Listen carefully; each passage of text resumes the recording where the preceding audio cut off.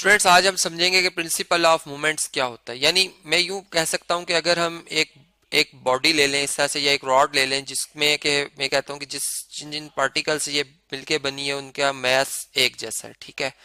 और फर्ज करते हैं कि इस रॉड की जो लेंथ है वो हमारे पास है 1 मीटर, ठीक। अब इस तरह से करते हैं कि इस रॉड को अगर हम बैलेंस करना चाहते हैं तो इसका जो ज्योमेट्रिकल सेंटर होगा, जहाँ पे इसका होल जो हम कह सकते हैं वेट और इसका जो मैस है वो भी यहाँ पे हम ये कह सकते हैं बिल्कुल सेंटर है।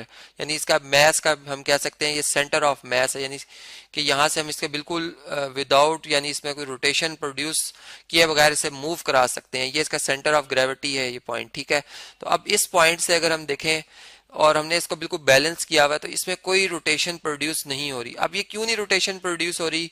अगर हम उसके रीजन पे जाएं तो हमें पता चलता है कि इस पे प्रिंसिपल ऑफ मूवमेंट्स जो है वो होल्ड कर रहा है। यानी क्या मतलब कि बॉडी बैलेंस ही तब होती है जब वो हमें वो पॉइंट मिल जाता है जहां पर कि उसका जितना हम यूं कह सकते हैं जितने राइट साइड पे से यानी अगर इधर से जो है वो क्लॉकवाइज टॉर्क प्रोड्यूस होगा तो दूसरी साइड पे जो हमारे पास उसकी लेफ्ट साइड बनेगी वहां पर एंटी क्लॉकवाइज टॉर्क भी उतना ही प्रोड्यूस हो रहा होगा। तो वो खुद ब खुद जो है वो यानी हम कह सकते हैं कि वो बैलेंस हो जाती है ऑब्जेक्ट। अब ये जब हमें इस तरह से पता चल जाता है कि ये बैलेंस्ड है, और फिर अगर हम इसका बैलेंस डिस्टर्ब करते हैं, यानी फर्ज करें यहाँ पर हम जो है थोड़ा सा वेट कोई इधर बांध लेते हैं, ठीक है।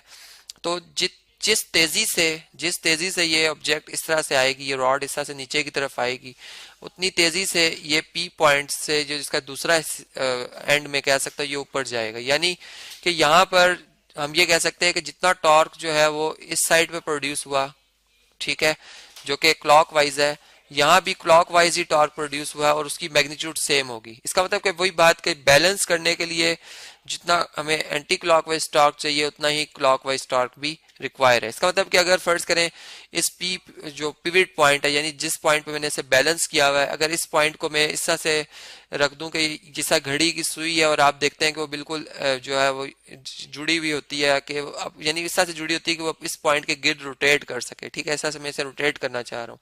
तो और मैं इधर जो है एक वेट यानी एक स्मॉल सा वेट जो है वो बांध देता हूँ, जिस जो कि मैं कहता हूँ चले जो ये फोर्स यानी वेट बेसिकली एक फोर्स है जो कि डाउनवर्ड एक्ट कर रही है इस ऑब्जेक्ट के मास की वजह से, जो कि मैं कहता हूँ ये वेट है 5 न्यूटन। और ये जो परपेंडिकुलर डिस्टेंस बनता है इस वेट के पॉइंट से जहाँ पे इसको टांगा हुआ है और उस पिवट तक, ये 0.5 मीटर है।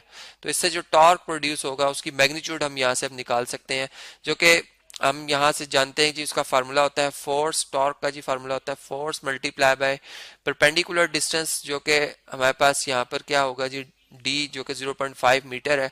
तो वो आप अगर देखें तो ये हमारे पास इसका प्रोडक्ट कितना बनता है जी 5 मल्टीप्लाई बाय 0.5, तो ये बन जाएगा 2.5 न्यूटन मीटर, ठीक है। अब ये वो टॉर्क है जो कि हमने कहा कि ये इस तरह से यानी क्लॉकवाइज रोटेशन प्रोड्यूस करेगा, जो कि नेगेटिव हम कंसीडर करते हैं। चूंकि टॉर्क टॉर्क एक हमारे पास वेक्टर क्वांटिटी, इसलिए हम इसको यहाँ पे कहेंगे कि ये नेगेटिव है, ठीक है। इसी तरह अब जैसा मैंने कहा रोटेशन की बात की थी, तो रोटेशन में तो फिर यहाँ भी ऊपर की तरफ जो यानी क्लॉकवाइज टॉर्क प्रोड्यूस होगा वो इतना ही होगा। लेकिन अब हम इसे बैलेंस करना चाह रहे हैं, तो अगर फर्ज करें मैं यहाँ पर यानी ये वाला जो डिस्टेंस है फर्ज करें ये हमारे पास 0.5 तो नहीं है, ये 0.5 से कुछ कम है, यानी ये चले मैं 0.35 कह लेता हूँ। तो यहाँ पर अगर मैं फर्ज करें 5 न्यूटन ही का वेट जो है वो टांग दूंगा तो ये बैलेंस नहीं होगा। ये क्यों नहीं बैलेंस होगा? क्योंकि प्रिंसिपल ऑफ मूवमेंट इस पे होल्ड करता है। यानी इसका मतलब ये हुआ कि मुझे यहाँ पर अगर इसको बैलेंस करना है तो इतना इतना इसका वेट बढ़ाना होगा कि ये एग्जैक्ट 2.5 न्यूटन के बराबर बन जाए, जो कि हम इसमें अपनी मर्जी से स्मॉल स्मॉल जो वेट है उसको बढ़ाते हुए इसके बराबर ला सकते हैं। तो इसका मतलब ये हुआ कि चले अगर मैं ये डिस्टेंस बराबर रख देता हूँ, यानी पी पॉइंट से ए तक, अगर ये क्योंकि सेंटर जैसे मैंने कहा था इसका ज्योमेट्रिकल सेंटर है, और यहाँ पर फिर मैं अगर एक इतना ही वेट जो है लटका देता हूँ जिसकी मैग्नीट्यूड जो है वो 5 न्यूटन बनेगी, ठीक है, यहाँ पर 5 न्यूटन बनेगी। तो अब ये क्लॉकवाइज टॉर्क यहाँ पर जो एंटी क्लॉकवाइज टॉर्क है इसके बिल्कुल एग्जैक्ट बराबर हो जाएगा। और ना तो टॉर्क यानी एंटी क्लॉकवाइज ज्यादा हो सकता है क्लॉकवाइज से, ना ही क्लॉकवाइज टॉर्क एंटी क्लॉकवाइज से ज्यादा हो सकता है। यही है प्रिंसिपल ऑफ मोमेंट कि ये अपने आप को बैलेंस रखते हैं।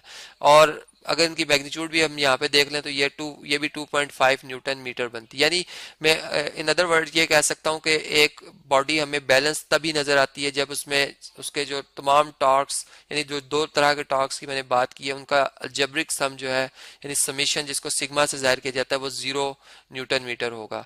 या फिर हम इसको ऐसा भी कह सकते हैं कि टॉ 1 और प्लस टॉ 2, इन दोनों का जो सम है वो हमारे पास कितना होना चाहिए, वो 0 न्यूटन मीटर होना चाहिए। और यूं भी हम कह सकते हैं कि अगर टॉ 1 और इस टॉ 2 का एडिटिव इनवर्स बहुत साइड पे ऐड किया जाए तो ये दूसरी साइड पे जाके नेगेटिव आ जाएगा, माइनस टॉ 2। ये आपस में क्या होंगे जी, इक्वल होंगे मैग्नीट्यूड में। अब यहाँ पे मैंने चूंकि नेगेटिव साइन टॉ 2 यहाँ पे जो मैंने रिप्रेजेंट किया हुआ वो बेसिकली एंटी क्लॉकवाइज है, जो कि हमेशा पॉजिटिव में हम रखते हैं, तो इसलिए नेगेटिव का साइन हम टॉ 1 के साथ पुट कर लेंगे। तो ये हमारे पास वो रिलेशन आ जाता है जो कि प्रिंसिपल ऑफ मोमेंट से हमने जो है वो हासिल किया है।